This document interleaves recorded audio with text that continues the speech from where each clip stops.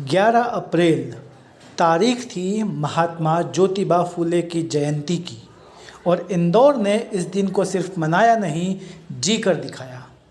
सुबह होते ही शहर की सड़कें नीले रंग में रंग गई। वाल्मीकि सेना की विशाल वाहन रैली में हजारों बहुजन युवा उतरे।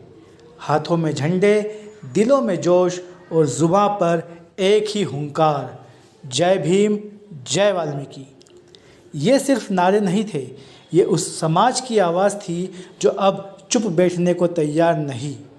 ये वो ऊर्जा थी जो बताती है कि बहुजन का युवा अब सिर्फ इतिहास पढ़ेगा नहीं, खुद इतिहास लिखेगा।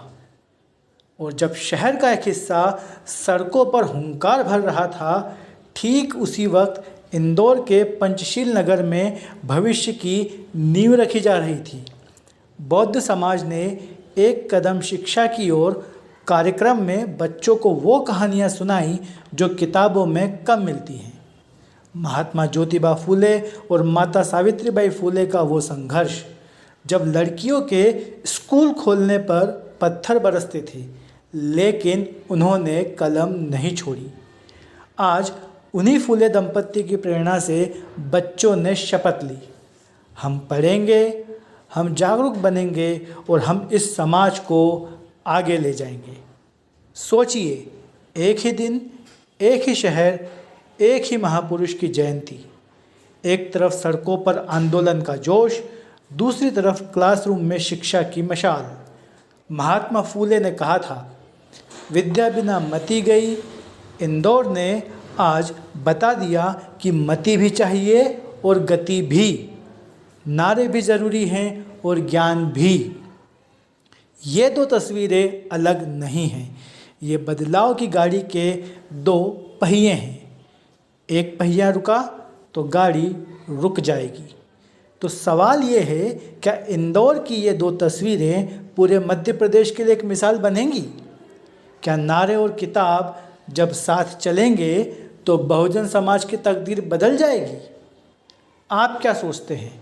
क्या शिक्षा और आंदोलन को साथ चलना चाहिए? कमेंट में जय फूले लिखकर बताइए और इस बदलाव की कहानी को हर उस युवा तक शेयर करिए जिसे जगाने की ज़रूरत है।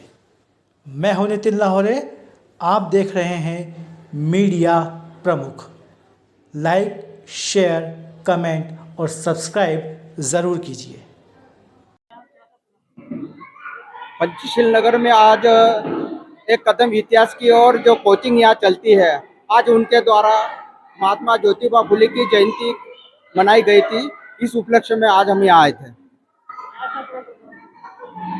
इस प्रोग्राम में बच्चों को कॉपी, किताबें और उनको पारितोषिक भेंट करना था, और महात्मा ज्योतिबा फुले और सावित्रीबाई फुले, फातिमा शेख ने जो संघर्ष किया है, वो संघर्ष के बारे में उनको बताना था, इसलिए हम लोग यहाँ आए थे।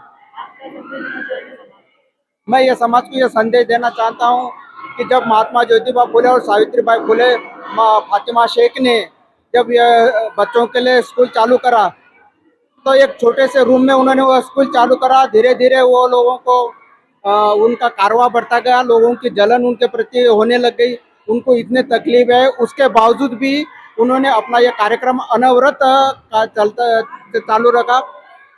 और आज उस महात्मा ज्योतिबा फुले की जयंती के निमित्त भारत के प्रधानमंत्री ने आज उनके ऊपर स्वयं एक लेख लिखा है, दैनिक भास्कर के संपादक में आप उसे पढ़ सकते हैं। इससे यह सिद्ध होता है कि जो व्यक्ति वास्तव में सही रूप से देश के लिए काम करता है, वो कहीं ना कहीं आगे ना पीछे वो राष्ट्रीय पटल पर जरूर आता है।